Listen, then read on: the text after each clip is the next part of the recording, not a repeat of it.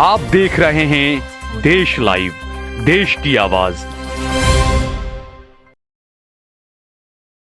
अस्सलाम वालेकुम, आदाब। देश लाइव में आपका स्वागत है। मैं हूं सहल कुरैशी। इस वक्त मैं अहमदाबाद की पुरानी जामा मस्जिद में मौजूद हूं और यहां पर कई सारे मुसलमान एक बड़ी जद्दोजहद कर रहे हैं और सिर्फ अहमदाबाद में ही नहीं, देश भर में। जिस तरीके से 2014 के बाद एक कई सारे कानून जो है वो थोपे गए, खासकर मुसलमानों पर, लेकिन अब उन कानून का असर देश के हिंदू तबके पर भी नजर आने लगा है। इसको सिर्फ मुसलमानों से जुड़ा हुआ मुद्दा न माना जाए, अब लोगों के मानव अधिकार से ये मुद्दा जुड़ चुका है। अहमदाबाद के अंदर कई सारे मुस्लिम तंजीमों के बड़े बड़े नेता हैं, बड़े बड़े लोग हैं, कई दानिश्वरान हैं, एडवोकेट्स वगैरह हैं, वो यहाँ पर विरोध कर रहे हैं वक्फ अमेंडमेंट बिल का, वो विरोध कर रहे हैं यूसीसी का। इसके अलावा और भी कई सारे मुद्दे हैं। इन तमाम मुद्दों पर हम बात करेंगे यहाँ पर लोगों से। इकबाल भाई, जिस तरीके से 2014 के बाद सरकार जो है बाकायदा एक हंटर चलाने में लगी हुई है, जबरदस्त तरीके से कवानीन जो है थोपे जा रहे हैं देश की जनता पर और खासकर मुसलमानों पर। देखिए, 2014 के बाद जो फिरका परस्त हुकूमत इस मुल्क में आई है, तब से मुसलमानों के आईनी हुकूकों के खिलाफ और मुसलमानों के रीत रिवायात के खिलाफ कानून बनाए जाते हैं, उन पर जुल्म किया जाता है। नमाज पढ़ने पर पाबंदियां लगाई जाती है, अजान पर पाबंदियां लगाई जाती है, तलाक के तरीक़ों पर पाबंदियां लगाई जाती है और बुलडोज़र फिरा करके पुरानी मसाजिद, पुराने मदरसे ख़त्म कर दिए जाते हैं, नष्ट किए जाते हैं। इस तरह के कानून बना करके मुसलमानों को परेशान किया जाता है और वो सिर्फ पॉलिटिकल मोटिवेटेड इरादों के साथ मुसलमानों को बदनाम किया जाता है, मुसलमानों को बर्बाद किया जाता है और कानून के ज़रिए से हम पर एक जुल्म बर्पा किया जाता है। अच्छा, ये जो वक्फ अमेंडमेंट बिल है और जो यूसीसी गुजरात सरकार लाने की जो कोशिश कर रही है, मैं चाहूँगा कि मोटे मोटे तौर पर आप बताएं कि इसका क्या नुकसान क्या हैं। देखिए, जहाँ तक वक्फ अमेंडमेंट बिल का सवाल है, वक्फ का जो कानून है वो आज़ादी से पहले से हम लोग उसे उसका अमल करते आए हैं। 1954 में एक वक्फ का बिल बना, वक्फ कानून अमल में आया। उसके बाद 1995 में पूरे मुल्क में यकसा तौर पर वक्फ का कानून लागू हुआ और वो जो वक्फ का कानून है उसमें 2013 में जो खामियां थी वो खामियां दूर करके 2013 में एक अमेंडमेंट एक्ट लाया गया जो बिल्कुल परफेक्ट है, जिसमें कोई बुराई नहीं है।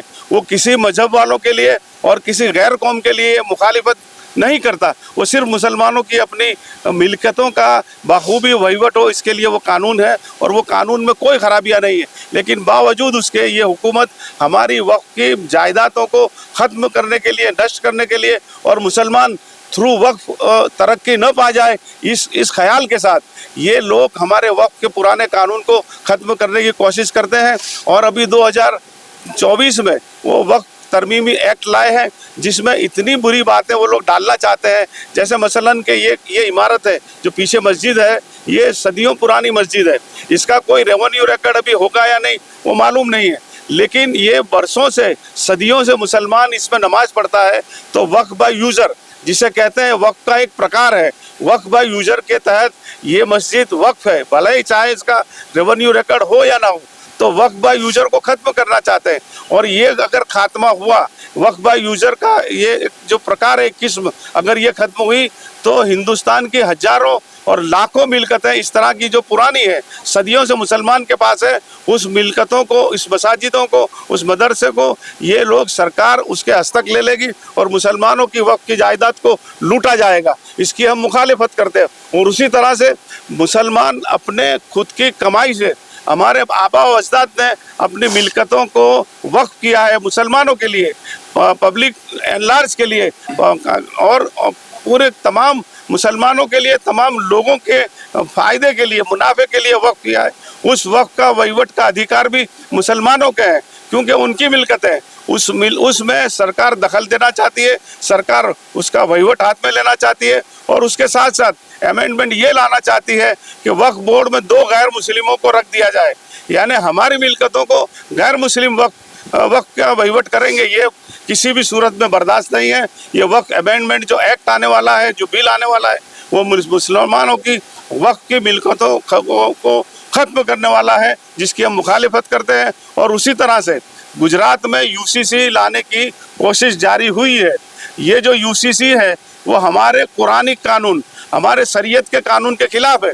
सूरह निसा में कुरान ने बताया है कि हमारे कहाँ कहाँ जायज़ निकाह है। उस जायज़ निकाह को ये जो यूसीसी का कानून है वो रद्द बातल करने की बात है। और हमारी 4 बीवियों वाली जो हमें शराइत, जो हमें शरीयत ने इजाज़त दी है, उसको ख़त्म करने वाली बात है। और उसी तरह से ये जो निकाह का मामला है, निकाह जिस तरह तलाक का जो मामला है, वो तलाक का मामला भी हम अपने कुरानी अहकामात के मुताबिक देते हैं। लेकिन ये यूसीसी यूनिफॉर्म सिविल कोड जो आने वाला है, उसमें हमें तलाक के लिए कोर्ट में जाना पड़ेगा और कोर्ट जो कहेगी उसके मुताबिक तलाक होगी।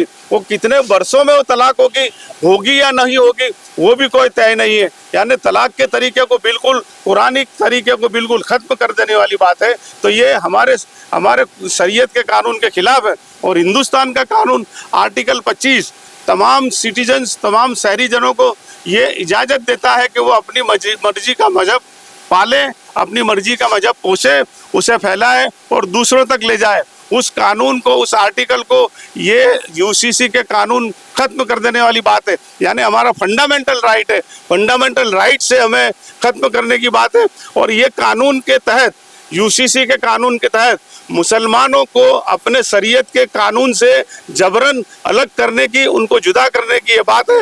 पुरानी कानून से मुसलमानों को हटा देने की एक साजिश है। उसके तहत ये यूसीसी का कानून सरकार लाने वाली है, जो हमें किसी कतई मंजूर नहीं है। हम इसके खिलाफ कमेटी के सामने जाएंगे, इसके खिलाफ हम अदालत में जाएंगे, हाई कोर्ट में जाएंगे, सुप्रीम कोर्ट में जाएंगे।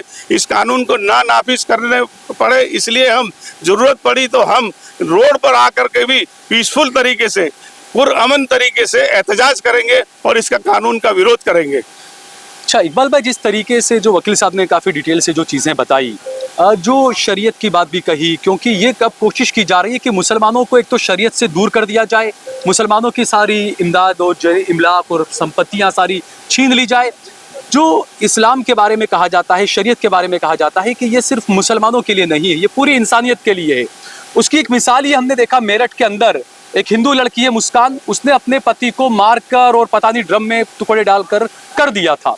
और उसके बाद ये खबर आई कि 1 महीने पहले उन्होंने उसकी अपनी तलाक के लिए अर्जी दे रखी थी कोर्ट के अंदर। एक लंबी ड्यूरेशन थी, इस वजह से उस लड़के की जान चली गई। देखिए, हम सब मुसलमानों का ईमान है, हम सब का यकीन है कि अल्लाह ताला हमारा खालिक, मालिक, हाकिम और राज़िक है। देखिए, इंसानों के लिए कायदे वही बना सकता है जो इंसानों की फितरत से वाकिफ़ हो, जिसकी नज़र में पूरी दुनिया के तमाम इंसान यकसा हो और जिसको मुस्तकबिल का इल्म हो। तो ये जो मामला है वो सिर्फ अल्लाह ताला की ज़ात पर सादिर होता है कि अल्लाह ताला ने इंसान को पैदा किया है तो उसकी फितरत से वाकिफ़ है, उसकी नज़र में पूरी दुनिया के इंसान बराबर और अल्लाह ताला को मुस्तकबिल का इल्म है। अब ये जो लड़ाई है वो अल्लाह ताला के बनाए हुए कानून और इंसानों के बनाए हुए कानून की लड़ाई है। मुसलमान को पक्का यकीन है कि अल्लाह ताला ने जो कानून हमारे लिए बनाए वो बहुत ही रहमत वाले हैं, बहुत ही बरकत वाले हैं। और उसी का नतीजा है कि 1450 साल इस पर अमल करने के बाद भी आज पूरी दुनिया में सबसे ज़्यादा अगर मजबूत कोई समाज है तो मुस्लिम समाज है। बिल्कुल। अब बात करते हैं कि मुसलमान को 4 शादी का मतलब वो इजाज़त है, तो वो कंपलसरी नहीं है। कुछ हालात में मुसलमानों को इसकी इजाज़त दी गई है और वो भी औरतों पर रहमत है। कहा यह जाता है कि इस्लामी जो लॉ है वो औरतों पर नाइंसाफ़ी करते हैं और औरतों पर जुल्म करते हैं।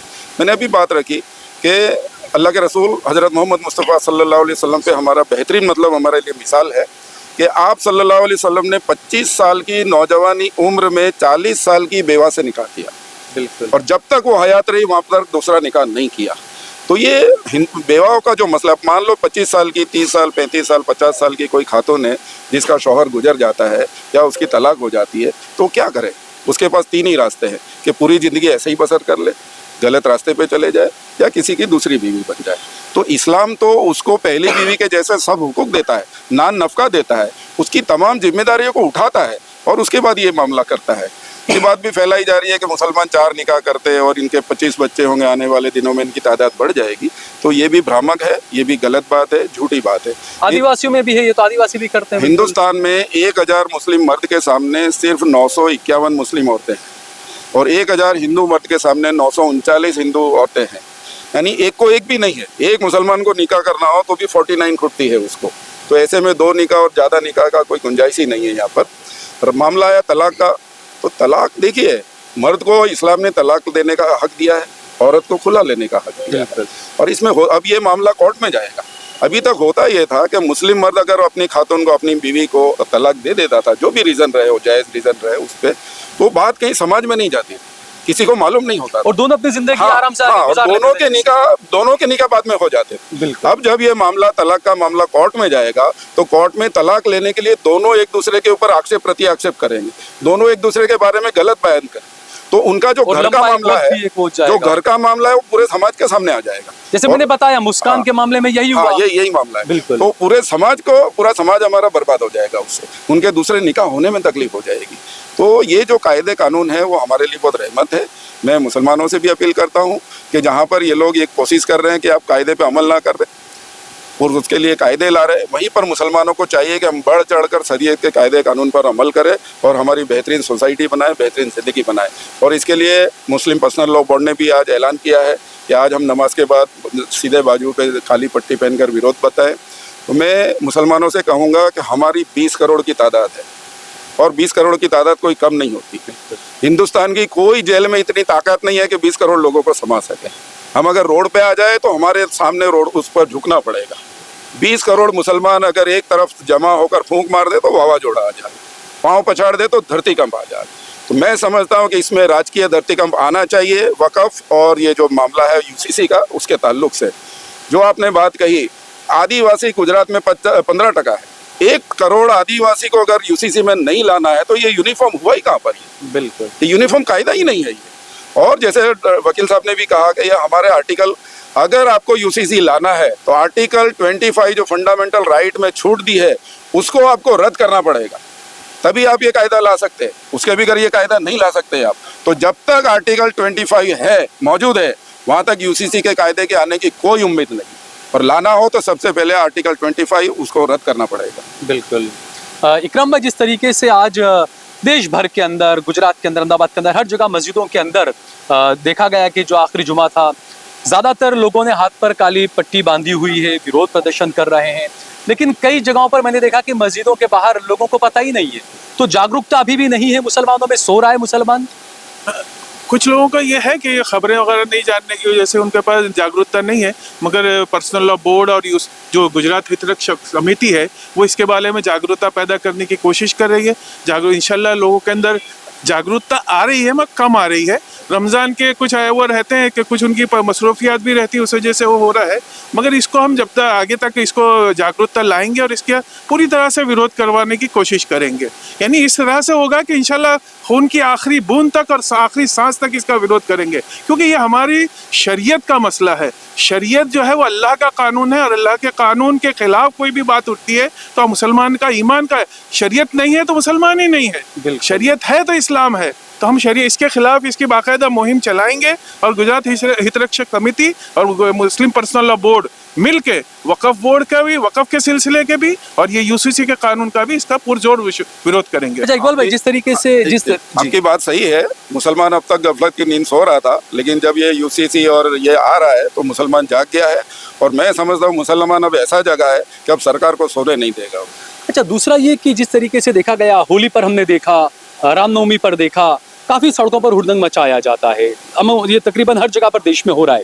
लेकिन जुमा के दिन और ईद के दिन के लिए फरमान दिए जाते हैं कि मुसलमान सड़क पर नमाज पढ़ने नहीं पढ़ सकता है, अपने घर की छतों पर नमाज नहीं पढ़ सकता है। तो आखिरकार जो संभल की अगर बात करें, वहाँ के एसपी साहब ने, अधिकारी ने कहा कि आपको होली की गुजिया खानी पड़ेगी तभी हम इफ्तारी आपके साथ में करेंगे।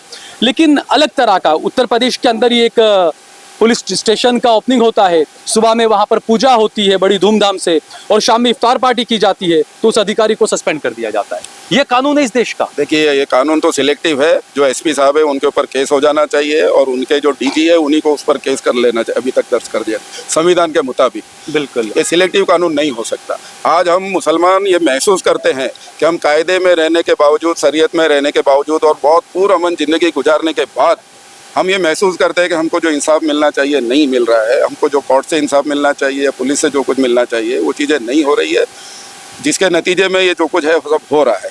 तो मुसलमानों को भी चाहिए कि अब अपने जो अधिकार है उसको लड़ने के लिए और अपनी शरीयत को बचाने के लिए वो बाहर आए और इसका एहतजाज करें इस पर। ठीक है, बहुत बहुत शुक्रिया हमसे बातचीत करने के लिए। तो ये जिस तरीके से देश भर में बुद्धिजीवी तबका जो है वो अब आगे आ रहा है और एक कोशिश जो है वो हित रक्षक समिति की तरफ से, all India Muslim personal law board की तरफ से, जमीयत उलमा की तरफ से, जमात इस्लामी की तरफ से, तमाम जो देश भर की जो मिली काउंसिल, मिली तंजीमें जो हैं उनकी तरफ से कोशिशें की जा रही है और सरकार को ये मैसेज देने की कोशिश की जा रही है कि हम शांति प्रिय तरीके से प्रदर्शन कर रहे हैं, हमारे प्रदर्शन जारी रहेंगे। और कई जगहों से ये खबरें भी आई कि उलमा ने ये भी कहा है कि हम शांति प्रिय तरीके से एक बार फिर से जो आज़ादी के वक्त हुआ था जेल भरो आंदोलन, उस तरीके का दोबारा जो है वो कॉल जो है वो दे सकते हैं। इस तरह की भी बातें चल रही है। ये अहमदाबाद की जामा मस्जिद है, पुरानी जामा मस्जिद, और यहाँ से अक्सर हमने देखा गया है कि इस तरह की कई सारी बातें होती रहती है जो एक मैसेज लोगों में दिया जाता है, खासकर देश के हिंदू तबके में, कि मस्जिदों में ये होता है, मदरसों में वो होता है। तो इसी मस्जिद में कई मरतबा बाकायदा देश भर के जो भी हिंदू आना चाहे उनको आने की यहाँ पर इजाज़त थी। ये कहा जाता है कि आप यहाँ पर आएँ, मस्जिदों को जानें। इस तरह की कोशिशें भी की गई है। तो मैं ऐसे हिंदू भाइयों से भी कहता हूँ कि आप जो बड़े बड़े बयान जो आते हैं बड़े बड़े नेताओं की तरफ से उसकी तरफ न जाएं। आप जाएं, मस्जिदों के जो अलग अलग लोग होते हैं जो ऐसे प्रोग्राम कार्यक्रम चलाते हैं कि आप आएँ, आप मुसलमानों को जानें, आप इस्लाम को जानें, आप मस्जिदों को जानें, ये भी कोशिश की जानी चाहिए। और मैं तो ये बिल्कुल कहना चाहूँगा कि ये जो मस्जिद का लोगों को शायद पता नहीं होगा, इस मस्जिद के साथ में मेरे वालिद मोहतरम हकीम अब्दुल रज़ाक कासमी रहमतुल्लाह अलैह, जिनका पहले रोज़े को इंतकाल हुआ, मुझे किसी ने कहा कि ये जो मस्जिद है पुरानी जामा मस्जिद, काफ़ी फ़ख्र है मुसलमानों को इस मस्जिद पर, लेकिन कभी ये कोयले की फैक्ट्री हुआ करती थी, भट्टी वगैरह सब चीज़ें यहाँ पर चला करती थी। जब मेरे वालिद मोहतरम 1964 के अंदर जब फारिग होकर आए तो मुझे कुछ लोगों ने बताया कि कुछ लोगों के साथ वो यहाँ पर आए। ये मस्जिद खंडर हुआ करती थी और यहाँ पर उन्होंने पहले सफाई की, कुछ 4-5 लोगों को साथ में लेकर आकर यहाँ पर नमाज पढ़ी, यहाँ पर नमाज पढ़ाई और उसके बाद यहाँ पर ये नमाज का जो है वो अमल आगे भी शुरू हुआ। ऐसे देश भर में कई सारी मसाजिदें हैं जो हिंदू इलाकों में हैं, लेकिन मुसलमान वहाँ पर जाने की हिम्मत नहीं कर सकता है। तो जो सरकारें कहती है कि सबका साथ सबका विकास, और मैं बीच में रोकूंगा, कुछ और लोगों से मैं बात करना चाहूँगा। एक बात और याद आ गई, नरेंद्र मोदी की सौगात की कोई बात आई है कि वो सौगात देने वाले, ईद की सौगात मुसलमान भाइयों को देने वाले। देखिए, ये एक छल है मुसलमानों पर। शायद इसके बाद इससे भी ज़्यादा ख़राब कानून आएंगे, वो बैलेंस करने की कोशिश करते हैं, लेकिन मुसलमानों के लिए ये छलावा है। और मैं मुसलमानों से भी ये कहूँगा कि ये जो शख्स है, ये जो सरकार है, ये आपके हुकूकों के ख़िलाफ़ है, आप लोगों की तरक्की के ख़िलाफ़ है। ये आपको बिल्कुल भिखारी रखना चाहती है, इसलिए ये सौगात की बात की है। हम ऐसे जिसे कहेंगे बिल्कुल खुददार कौम है और इस तरह की सौगातों में आकर के ऐसे लोगों की बातों से हम झुकने वाले नहीं। बिल्कुल। अच्छा, जिस तरीके से ये कहा जाता है कि नरेंद्र मोदी जो सौगात देने वाले, हमने पहले भी देखा जब 3 तलाक का कानून लाए तभी कहा गया कि मुसलमान औरतों को अधिकार दिलाना है, लेकिन बिल्किस बानो से सारे अधिकार छीन लिए गए थे।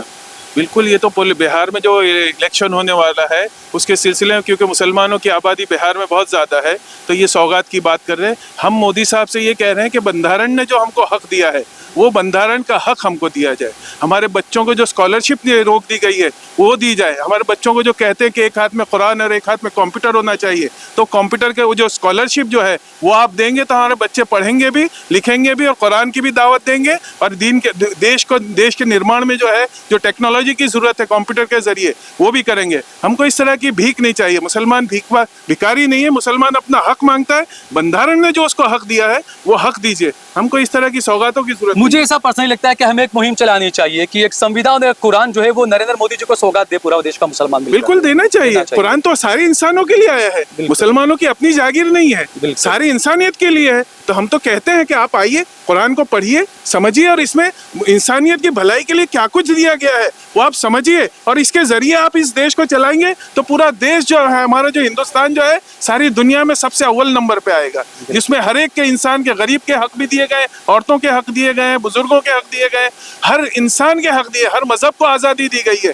आज़ाद रहने की आज़ादी, ज़बरदस्ती दीन कबूल करवाने के लिए रोका गया है। ये सारी चीज़ें कुरान बताता है। तो अगर इस पे अगर आप इसको लेंगे, इसको समझेंगे और इसके मुताबिक चलेंगे, गांधी जी ने तो कहा भी था कि अगर इस मुल्क को चलाना है तो उमर और अबू बकर की तरह के जो उनकी जो खिलाफतें थी उसके जरिए उसके मुताबिक चलाएंगे तो ये देश का उद्धार होगा और देश हमारा बहुत आगे निकलेगा। आज जो प्रदर्शन हो रहा है, कई जगहों पर शांतिप्रिय प्रदर्शन चल रहा था, लेकिन उसके बावजूद कई लोगों को डिटेन भी किया गया है, SDPI के लोगों को भी डिटेन किया गया है। इसमें बात यही है कि दो मुद्दे हैं। एक तो इस तरीके के जो वक़्फ़ को लेकर, यूसीसी को लेकर के जो मुद्दे उठाए जाते हैं, देश के जो बेसिक मुद्दे उधर से ध्यान भटकाने के लिए। इससे नुकसान सिर्फ मुसलमानों का नहीं हो रहा है, पूरे देश का हो रहा है, देश की जनता का हो रहा है। तो किस तरीके से देश तरक्की करे, उससे ज़्यादा देश को किस तरह लूटा जाए, ये मोदी सरकार की स्कीमें रहती है कि। और ये जो डिटेन करने का मामला, तो 2014 के बाद से जिस तरीके से ऑपोजिशन की आवाज़ को दबाया जा रहा है, या कोई भी अपने राइट्स को लेने की बात कर रहा है, एक सिंगल पर्सन भी अगर कोई आवाज़ उठाता है तो उसको भी दबाने के लिए कितनी कोशिश होती है, वो आज देश नहीं पूरी दुनिया जान रही है। ईद पर मोदी की सौगात आने वाली है कुछ मुसलमानों के लिए। वो ईद की सौगात नहीं है, वो बहरूपी होते हैं ना, एक तरफ कुछ खेल दिखाते हैं, दूसरी तरफ अपना काम कर जाते हैं। यही देश को 2014 के बाद से किस तरीके से लूटा जाता है, एक तरफ स्कीमों का ऐलान किया जाता है, दूसरी तरफ से करोड़ों के घोटाले होते हैं। वैसा ही एक तरफ से मुसलमानों को थोड़ा एक सैलाने जैसा, दूसरी तरफ से उनको थप्पड़ मारने जैसा काम हो रहा है। कथनी और करनी में काफी अंतर है नरेंद्र मोदी के। वो पूरा देश जान रहा है, पूरी दुनिया जान रही है। कथनी करनी में फ़र्क तो इतना हैगा कि एक छोटा सा इंसान होगा ना, वो भी समझ जाएगा कि ये सिर्फ बातों के दुनिया है, बाकी काम इनसे कुछ भी नहीं। 18 घंटे जाग के वो देश को कितनी नीचाई पे लेके जा रहे हैं ना, उसका पता नहीं। जी, तो ये देखा आपने, हर जगह पर जो है वो देश भर में इस तरह का विरोध प्रदर्शन किया जा रहा है शांतिप्रिय तरीके से। और कुछ लोगों ने मुझे कहा, सल भाई आप तो पत्रकार हैं, आप ये क्यों बांधते हैं? तो मैं उनसे कहना चाहूँगा कि भाई आप भी पत्रकार हैं, आप टीका लगाना छोड़ दें, उसके बाद पत्रकारिता करें। आप अपनी चोटी रखना छोड़ दें, उसके बाद आप पत्रकारिता करें। उसके बाद आप मुझे कहिएगा कि ये ना बांधें। बहुत बहुत शुक्रिया।